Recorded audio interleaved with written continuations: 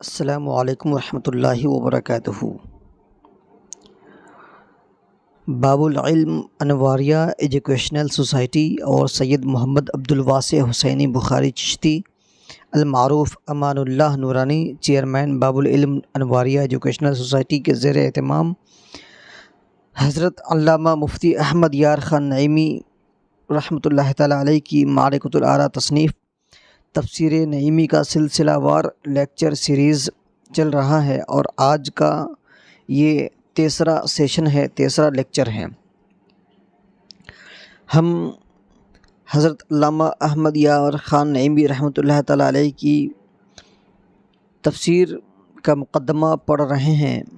آج کے تیسرے سیشن میں قرآن پاک کی حفاظت کے تعلق سے گفتگو شروع ہو رہی ہے، سماعت فرمائیں۔ قرآن پاک سے پہلی جو کتابیں نازل ہوئی تھیں، مثلاً تورات، انجیل، زبور وغیرہ، ایک خاص وقت تک کے لیے اور خاص قوموں کے لیے دنیا میں بھیجی گئی تھی۔ اس لیے اللہ تعالیٰ نے ان کی حفاظت کا ذمہ خود نہ لیا، جس کا نتیجہ یہ ہوا کہ ان پیغمبران اعظام کے دنیا سے پردہ فرمانے کے بعد وہ کتابیں بھی قریب ختم ہو گئی، لیکن یہ قرآن کریم سارے جہان کے لیے سارے جہان کے لیے آیا اور ہمیشہ کے لیے آیا۔ اس لیے رب تعالیٰ نے خود اس کو حفاظت کا وعدہ فرمایا۔ چنانچہ ارشاد فرمایا، نحن نزلنا الذکر وإنا لہ لحافظون، یعنی ہم نے اس ذکر کو یعنی قرآن کو اتارا ہے اور ہم ہی اس کے محافظ ہیں، حفاظت کرنے والے ہیں۔ اور سبحان اللہ، اس کی ایسی حفاظت ہوئی کہ کوئی شخص اس میں زیر اور زبر کا فرق نہ کر سکا۔ اس کی حفاظت کا ذریعہ یہ ہوا کہ قرآن کریم فقط کاغذ پر ہی نہ رہا بلکہ مسلمانوں کے سینوں میں محفوظ کیا گیا۔ صحابہ کرام کے زمانہ کی حالت تو ہم سنی سنائی بیان کر سکتے ہیں، لیکن اس زمانے میں، موجودہ زمانے میں مشاہدہ ہو رہا ہے، ہم دیکھ رہے ہیں کہ کسی چھوٹے سے چھوٹے گاؤں میں بھی کسی مجمع کے سامنے کوئی تلاوت کرنے والا ایک زبر زیر کی غلطی کر دے تو ہر چہار جانب سے آوازیں آتی ہیں، آپ نے غلط پڑھا، اس طرح پڑھو۔ اور ہر زمانے ہر جگہ ایک دو نہیں بلکہ صدہا حافظ پیدا ہوتے رہیں۔ اس کی مثال یوں سمجھو کہ جب بچہ اسکول میں قدم رکھتا ہے تو چونکہ اسے ابھی کتاب سنبھالنے کی لیاقت نہیں ہوتی، لہٰذا اس کے استاد چھوٹے چھوٹے قاعدے اور کتابیں اس کو خرید کر دیتے ہیں اور وہ بچہ کتابیں پڑھتا بھی جاتا ہے اور ضائع بھی کرتا جاتا ہے۔ جب کسی قدر ہوش سنبھالتا ہے تو اب کتابیں پھاڑتا نہیں، لیکن ان کتابوں پر لکھ کر خراب کرتا رہتا ہے۔ پھر جب خوب سمجھدار ہو جاتا ہے اور کتاب کی قدر و قیمت پہچانتا ہے تو اب کتاب کو جان سے بھی زیادہ عزیز سمجھتا ہے، پیارا سمجھتا ہے۔ اسی طرح دنیا سب سے پہلے خدائی کتابوں اور صحیفوں کو سنبھال نہ سکی اور ان کو برباد کر ڈالا۔ پھر تورات و انجیل کو بالکل نہ تو مٹایا بلکہ اپنی طرف سے بہت کچھ اس میں خلط ملط بھی کر دیا، ملا دیا۔ دنیا کے اخیر دور میں قرآن کریم تشریف لایا اور قدرت نے اس کو سنبھالنے کا طریقہ سکھایا۔ تورات و انجیل کسی زمانے میں بگڑائی پائی جاتی ہوں گی، لیکن اب تو صفحہ ہستی سے قریباً بالکل ناپید ہو گئی ہیں۔ یہ جو پیسے کی یوحنا اور متی رسول کی انجیلیں فروخت ہو رہی ہیں، یہ وہ انجیل نہیں جو آسمان سے آئی تھیں، بلکہ اس کے ترجمے ہوں گے، کیونکہ وہ عبرانی زبان میں تھی اور یہ ترجمے مختلف زبانوں میں ہیں۔ جب وہ اصل کتاب ہمارے سامنے ہے ہی نہیں تو ہم یہ کیسے معلوم کریں کہ یہ ترجمے اس کے صحیح ہیں یا نہیں، برخلاف قرآن کریم کے کہ وہی قرآن اسی زبان میں بعین ہی موجود ہے جس میں یہ قرآن نازل ہوا تھا۔ جو صاحب قرآن علیہ السلام پر اترا تھا وہ کتابیں تو کیا باقی رہتی، زبان عبرانی زبان جس میں وہ کتابیں آئی تھی وہی دنیا سے غائب ہو گئیں، بلکہ مصر اور شام وغیرہ ممالک جہاں عبرانی زبان بولی جاتی تھی وہاں عربی زبان نے اپنا سکہ جما لیا، اور اس قرآن پاک کی بدولت ہر ملک میں عربی زبان کا دور دورہ ہو گیا۔ چنانچہ الحمدللہ ہندوستان میں بھی لاکھوں کی تعداد میں عربی دان، لیکن عبرانی جاننے والا ایک بھی نہیں۔ حتیٰ کہ مشن اسکولوں میں انجیل تو پڑھائی جاتی ہے، مگر افسوس کہ عبرانی اور سریانی زبانیں وہاں بھی غائب ہیں۔ یہ سب قرآن پاک اور صاحب لولاک کی برکت ہے صلی اللہ تعالی علیہ وسلم۔ حیرت یہ ہے کہ قرآن پاک کے الفاظ محفوظ ہیں، اس کے پڑھنے کے طریقے یعنی قرأت جس کو تجوید کہتے ہیں محفوظ ہیں۔ سین، صاد، تا، طا، کاف، قاف، دال، ذال، ضاد، ظا، مد، شد وغیرہ کس طرح ادا کیے جائیں اور کس طریقے سے اسے تحریر میں محفوظ کیا جائے، یہ ساری کی ساری چیزیں محفوظ ہیں۔ یعنی جس طرح کے صاحب قرآن صلی اللہ تعالیٰ علیہ وسلم سے تحریر منقول ہے، اس کے خلاف قرآن پاک نہیں لکھ سکتے۔ بسم اللہ کا سین لمبا اور میم گول لکھا جاتا ہے کہ کسی قرآن پاک میں سین چھوٹا کر کے نہ لکھا جائے۔ بئس الاسم الفسوق لکھنے میں الاسم آتا ہے، جیسا کہ کلمات نحوی میں الاسم آتا ہے۔ علماء فرماتے ہیں کہ قرآن پاک کو عربی خط میں لکھا جائے، اردو خط یا نستعلیق میں نہ لکھا جائے۔ بعض کلمات نحوی قاعدے کے خلاف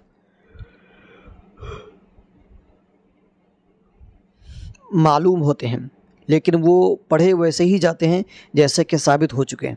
مثلاً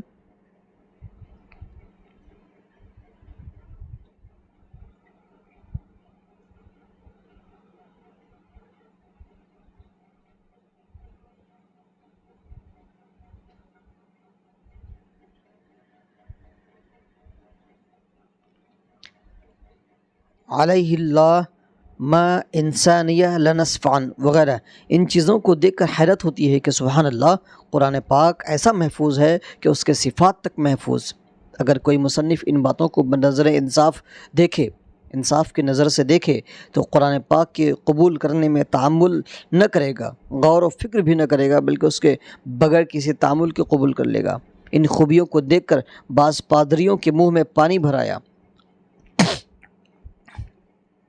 اولاً تو اس کوشش میں رہے کہ انجیل شریف کو محفوظ کتاب ثابت کر سکیں، مگر نہ کر سکے، بلکہ بہت سے محققین اور ریسرچ کرنے والے عیسائیوں نے مان لیا کہ انجیل شریف میں لفظی اور معنوی بے شمار تحریفیں ہوئیں، اور مان لیا کہ انجیل کی بہت سی آیتیں اور بہت سے باب الحاقی ہیں، یعنی بعد میں لوگوں نے ملایا ہے۔ دیکھیے کہ مسٹر ہارن اور ہنری اور اسکاٹ صاحب کی تفاسیر، اور دیکھو مباحثہ دینی مطبوعہ اکبر آباد مصنفہ پادری فنڈر وغیرہ۔ بعض عیسائی پادریوں نے یہ کوشش کی کہ قرآن پاک کو محرف ثابت کریں، یعنی اس کو تحریف شدہ ثابت کریں کہ اس میں بھی تحریف ہو چکی ہے، اس کو بھی بدل دیا گیا ہے۔ چنانچہ عبد المسیح اور ماسٹر رام چند اور پادری عماد الدین نے اس بارے میں رسالے لکھ ڈالے۔ یہ لوگ جس قدر اعتراض کر سکتے تھے، ہم ان کو علیحدہ الگ الگ سوال جواب کی شکل میں بیان کرتے ہیں تاکہ مسلمان ان سے واقف ہوں۔ نمبر 1 سوال: حضرت عثمان غنی رضی اللہ تعالیٰ عنہ نے جب قرآن کا نسخہ تیار کیا تو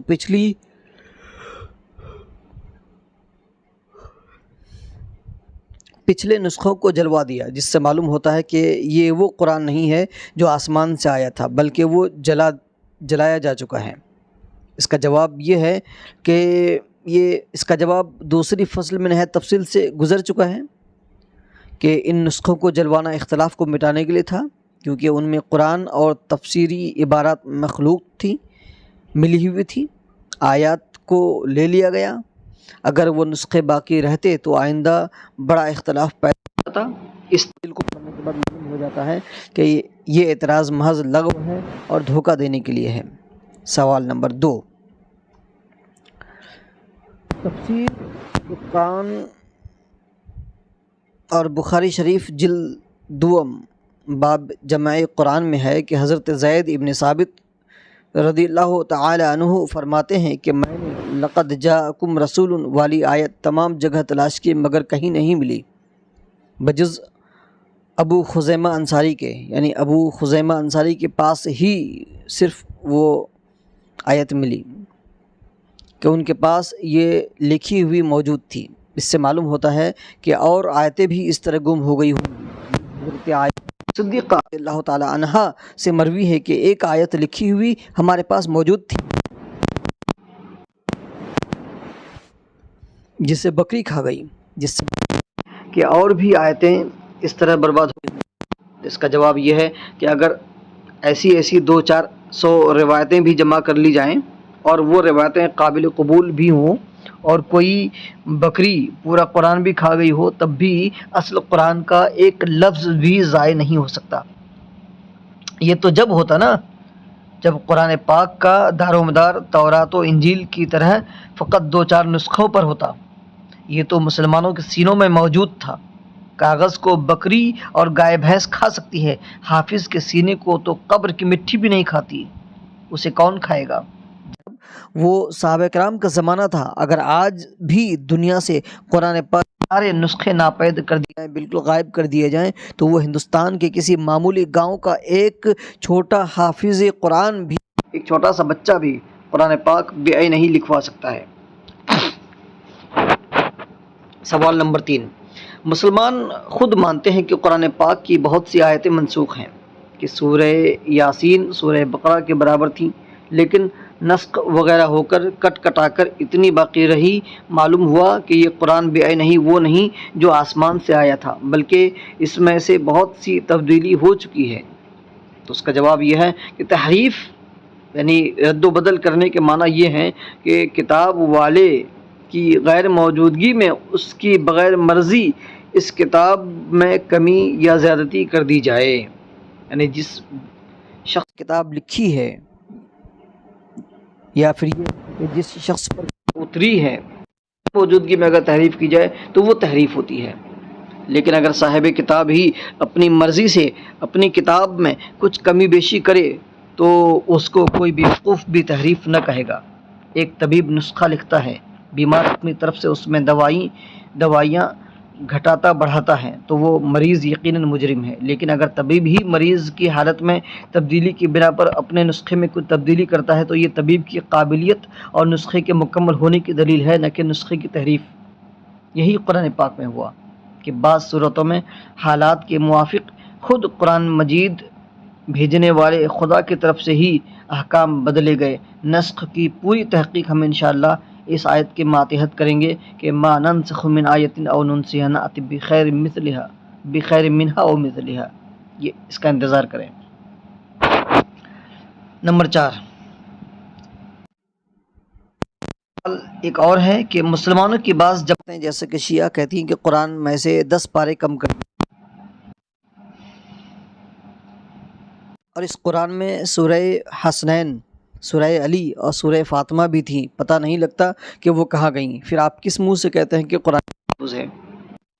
کسی بے وقوف شیعہ نے کی ہوں گی. محققین شیعہ تو بڑے شد و مد کے ساتھ اس سے اپنی برت ثابت کرتے ہیں. مثلا ملا صادق شرح قرینی میں محمد ابن حسن عاملی، شیخ صدوق ابن ابو جعفر محمد بن ابو علی وغیرہ، اور یہ سب کے سب ثابت کرتے ہیں قرآن میں کوئی تحریف نہیں ہے. اور کیوں ثابت کرتے ہیں کہ اس عقیدے سے تو اہل بیت اعظام کے اسلام کی ہی خیر نہ رہے گی، کیونکہ پھر یہ سوال پیدا ہوگا کہ اہل بیت اطہار رضی اللہ تعالی عنہم اجمعین نے اس محرف قرآن کو اپنی نمازوں میں کیوں پڑھا اور اس کا احکام کیوں جاری فرمائے، اور پاک کو تحریف ہوتا ہوا دیکھ کر خاموشی کیوں اختیار کر لی، کیوں نہ سر بکف ہو کر میدان میں نکلے اور قرآن پاک کی حفاظت فرمائی.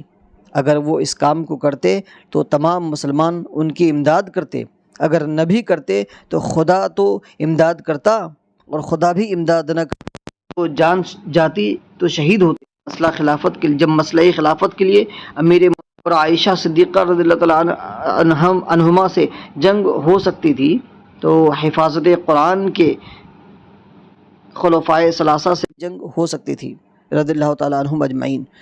کچھ بھی نہ ہو. مرتضی اللہ تعالیٰ عنہ کا زمانہ خلافت کے بعد تھا.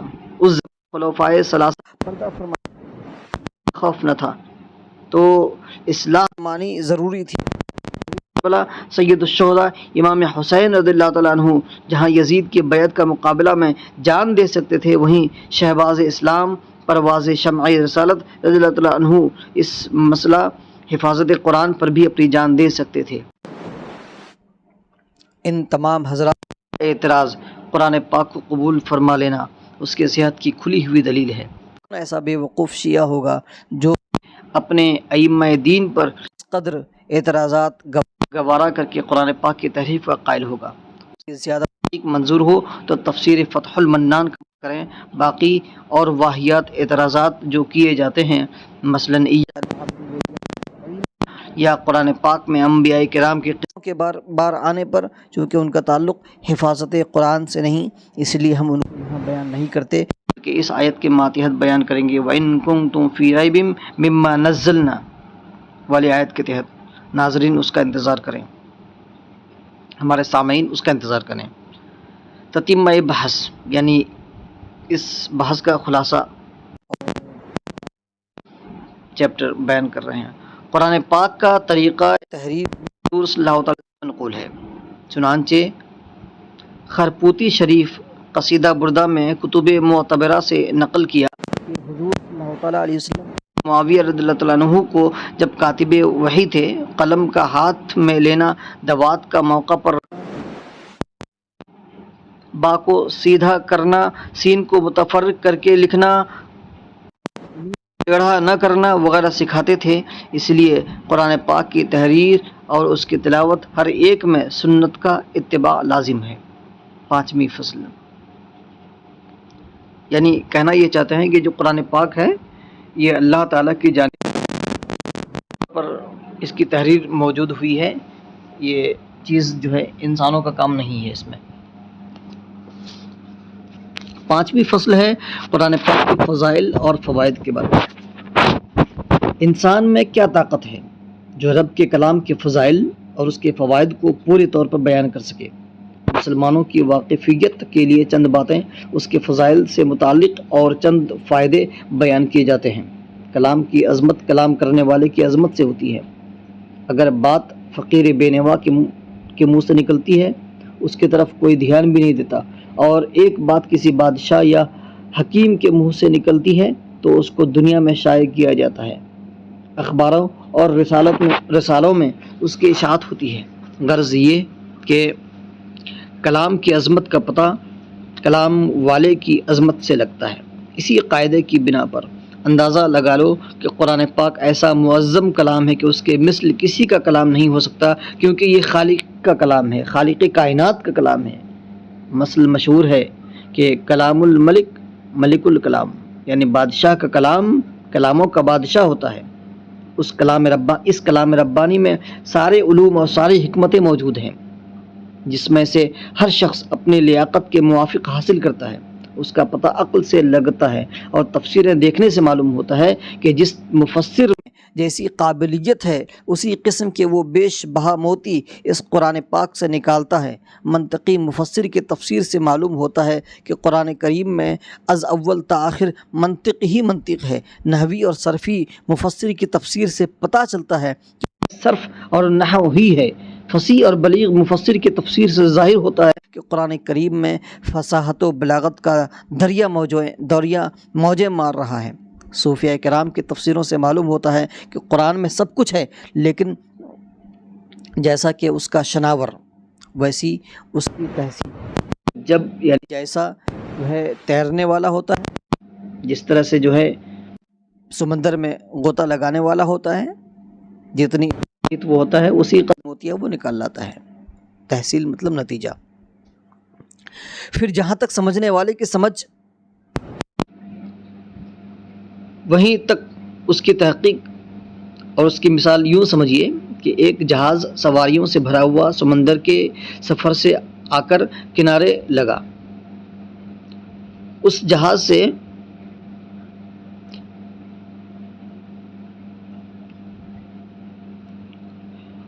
میں کپتان سے لے کر مسافروں تک ہر قسم کے لوگوں نے سفر کیا، لیکن اگر کسی مسافر سے سمندر کے کچھ حالات دریافت کیے جائیں تو وہ کچھ نہ بتا سکے گا، کیونکہ اس کی نظر فقط پانی کی ظاہری سطح پر تھی۔ اور اگر خلاصی سے کچھ تحقیق کی جائے تو وہ وہاں کے حالات کا کچھ پتہ دے گا، اور اگر کپتان سے معلوم کی جائے تو وہ اول سے آخر تک سمندر کے تقریباً سارے اندرونی حالات بیان کر سکے گا کہ فلاں جگہ اس کی گہرائی اتنی میل تھی، فلاں پانی میں اس قسم کا پہاڑ تھا، میں اپنے جہاز کو اس طرح سے بچا کے لایا، وغیرہ وغیرہ۔ اسی طرح قرآن کریم ہم بھی پڑھتے ہیں، امام اعظم ابو حنیفہ رضی اللہ عنہ بھی پڑھتے تھے، اور صحابہ کرام بھی اسی قرآن کی تلاوت کرتے تھے، اور نبی کریم صلی اللہ تعالی علیہ وسلم نے بھی اسی قرآن پاک کو پڑھا۔ کتاب تو ایک ہی ہے، لیکن پڑھنے والے ذہن کی رسائی کی انتہائیں الگ الگ۔ ہماری نگاہ فقط ظاہری الفاظ تک ہی بمشکل پہنچتی ہے۔ یہ حضرات بقدر وسعت علمی، یعنی اپنی علمی طاقت اور علمی صلاحیت کے مقدار، اس کی تہ تک پہنچ کر مسائل اور فوائد کو نکال لاتے ہیں۔ بیہقی شریف میں، جو کہ حدیث سے پاک کی ایک بہت ہی معتبر کتاب ہے، اس میں موجود ہے کہ حضرت عمر رضی اللہ تعالی عنہ نے حضور علیہ السلام سے، نبی کریم صلی اللہ تعالی وسلم سے 12 سال میں سورہ بقرہ پڑھی۔ اب بتائیے، پڑھنے والے فاروق اعظم جیسے صاحب کمال، پڑھانے والے خود صاحب قرآن صلی اللہ تعالی وسلم، اور 12 سال کی مدت، بتاؤ کہ آقا نے کیا کیا نہ دیا ہوگا، اور ان کے نیازمند خادم عمر فاروق رضی اللہ تعالیٰ عنہ نے کیا کیا نہ لیا ہوگا۔ پھر ذرا اس پر بھی غور کرتے چلو کہ حق تعالیٰ فرماتا ہے الرحمن علم القرآن، یعنی وہ اللہ تبارک تعالیٰ رحمان کی ذات ہے جس نے قرآن کو سکھایا ہے۔ اپنے محبوب صلی اللہ تعالیٰ علیہ وسلم کو رحمان نے قرآن سکھایا۔ حضرت جبرائیل علیہ السلام تو فقط پہنچانے والے ہیں۔ سوچو کہ سکھانے والا الرحمن اور سیکھنے والا سید الانس والجان، اور کیا سکھایا؟ قرآن۔ نہ معلوم رب نے کیا دیا اور محبوب علیہ السلام نے کیا کیا لیا۔ اسی لیے تفسیر روح البیان شریف میں فرمایا کہ ایک مرتبہ حضرت جبرائیل امین قرآن کی آیت الف لام میم لے کر کے آئے۔ عرض کیا الف، حضور علیہ السلام نے فرمایا میں نے جان لیا۔ عرض کیا لام، فرمایا یقین کر لیا۔ عرض کیا میم، فرمایا اس کا کرم ہے۔ جبرائیل امین کہنے لگے کہ حضور آپ نے کیا سمجھا اور کیا جانا؟ میں تو کچھ بھی نہ سمجھا۔ فرمایا یہ میرے اور میرے رب کے درمیان کا راز ہے۔ میان خالق و محبوب رمزیست، کرامن کاتبین را ہم خبر نیست، یعنی خالق اور محبوب کے درمیان ایک ایسا رمز، ایسا راز ہے کہ جس کے بارے میں کرامن کاتبین کو بھی خبر نہیں ہے۔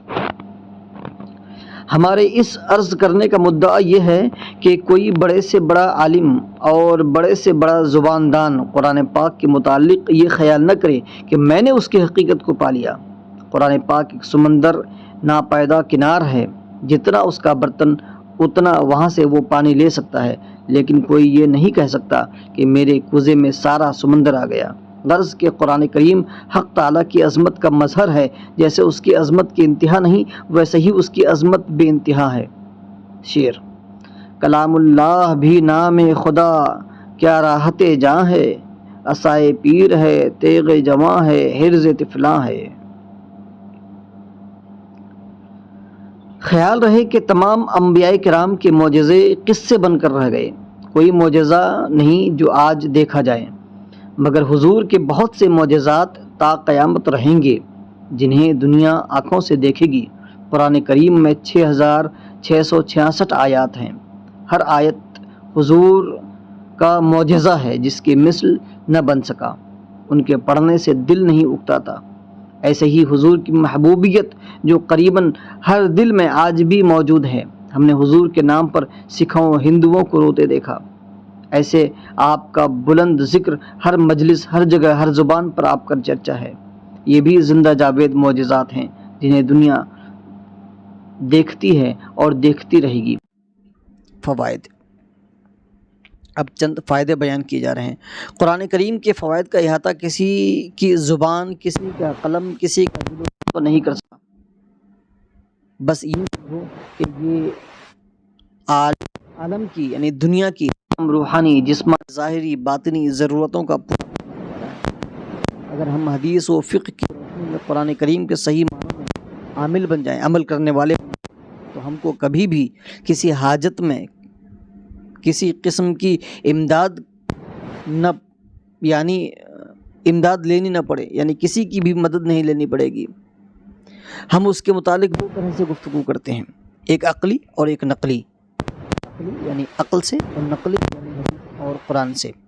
اگرچہ مسلمانوں کے لیے نقلی دلائل کے ہوتے ہوئے عقلی دلائل کی کوئی ضرورت نہیں، یعنی حدیث ہوتے ہوئے عقل چلانے کی کوئی ضرورت نہیں ہے۔ زمانہ مودا نہیں کہ دلداروں کا اعتماد لولی عقل پر زیادہ ہے، یعنی گلاب کے خوشبو کے مقابلے میں گیند کی بدبو سے زیادہ مانوس ہو چکے ہیں، گیندے کی بدبو سے زیادہ مانوس ہو چکے ہیں۔ اس لیے اولاً ہم ان کی عقلی فوائد بیان کرتے ہیں۔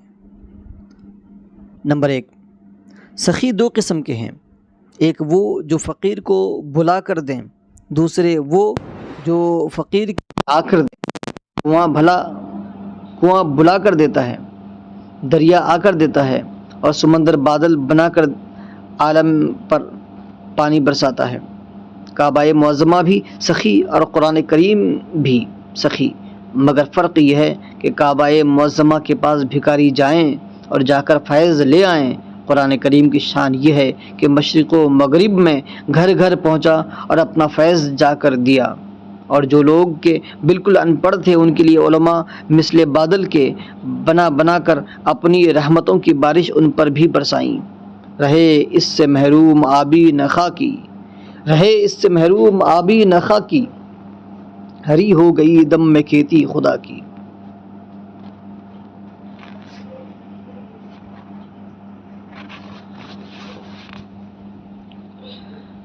نمبر 2 یعنی دوسرا فائدہ، آفتاب وہ نور ہے جو ایک وقت میں آدھی زمین کو چمکاتا ہے اور پھر ظاہر کو چمکاتا ہے اور اپنے سامنے والے کو چمکاتا ہے، اور پھر بادل کی وجہ سے اس کی روشنی پھیکی پڑ جاتی ہے، کبھی اس کو گرہن بھی لگ جاتا ہے، دن بھر میں 3 پلٹے کھاتا ہے، صبح اور شام کو ہلکا اور دوپہر کو تیز۔ لیکن قرآن کریم آسمان ہدایت کا وہ چمکتا دمکتا سورج ہے جو بیک وقت سارے عالم کو چمکا رہا ہے، فقط ظاہر کو نہیں بلکہ دل و دماغ کو بھی منور کر رہا ہے۔ نیز اس کی روشنی جیسے میدانوں پر پڑ رہی ہے، اسی طرح پہاڑوں میں، غاروں میں اور تہ خانوں میں غرض کی ہر جگہ پہنچ رہی ہے۔ نہ کبھی اس کو گرہن لگے، نہ کوئی بادل اس کی روشنی کو ڈھک سکے۔ اس کی شعاعیں بڑی تاریک گھٹاؤں کو بھی چیر کر اپنا کام کرتی ہیں۔ اس لیے رب تعالیٰ نے قرآن پاک کے بارے میں فرمایا وَأَنزَلْنَا إِلَيْكُمْ نُورًا مُبِينًا۔ نمبر 3 تیسرا فائدہ، آج ہم لوگوں نے اپنی بے علمی کی وجہ سے قرآن کریم کے فیوز و برکات کو محدود سمجھ لیا، لمیٹڈ سمجھ لیا ہے۔ بعض لوگوں نے تو اپنے عمل سے ثابت کر دیا ہے کہ قرآن کریم فقط اس لیے آیا کہ بیماری میں اسے پڑھ کر دم کر لو اور گھر میں برکت کے واسطے رکھ لو، جب کوئی مرنے لگے تو اس پر یاسین پڑھ لو اور بعد موت اس کو پڑھوا کر ایصال ثواب کرو، اور باقی رہا عمل تو اس کے لیے قرآن کی کوئی ضرورت نہیں، اس کے لیے فقط انگریزوں کے بنائے ہوئے قوانین ہیں۔ چنانچہ بعض جگہ مسلمانوں نے اپنی خوشی سے اسلامی قوانین کے مقابلہ میں ہندوؤں یا عیسائیوں کے قانونوں کو اپنے اوپر لازم کر لیا، جیسے کہ پنجاب کے زمیندار کاٹھیا واڑ کے عام مسلمان کہ انہوں نے میراث سے اپنی لڑکیوں کو قانونی طور پر محروم کر دیا، اور اپنی سیرت طریقے زندگانی لباس وغیرہ میں یکدم غیروں سے مل گئے، اور بعض نے یہ کہنا شروع کیا کہ قرآن فقط عمل کے لیے آیا ہے، اس کی تلاوت کرنا، اس سے دم کرنا، تعویذ کرنا یا اس سے ایصال ثواب کرنا اس کے نزول کی حکمت کے خلاف ہے۔ قرآن عمل کے لیے اترا ہے، نہ کہ طبابت اور چھو منتر کے لیے۔ وہ کہتے ہیں کہ قرآن پاک ایک نسخہ ہے، نسخے کے فقط پڑھتے رہنے سے شفا نہیں ملتی بلکہ اس کو استعمال کرنا چاہیے۔ یہ وہ خیال فاسد ہے کہ جو پڑھے لکھوں کے دماغ میں بھی گھوم رہا ہے۔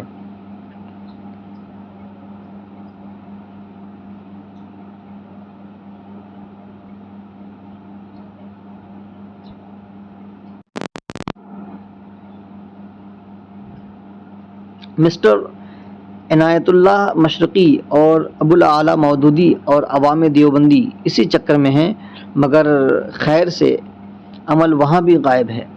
عمل کا فقط نام ہی نام ہے، اگر عمل ہے تو ایسا اندھا جیسا مشرقی نے اپنے خاکسار سے کرا کر صدہا کو موت کے گھاٹ اتروا دیا اور خود معافی مانگ کر خیریت سے گھر آ بیٹھے۔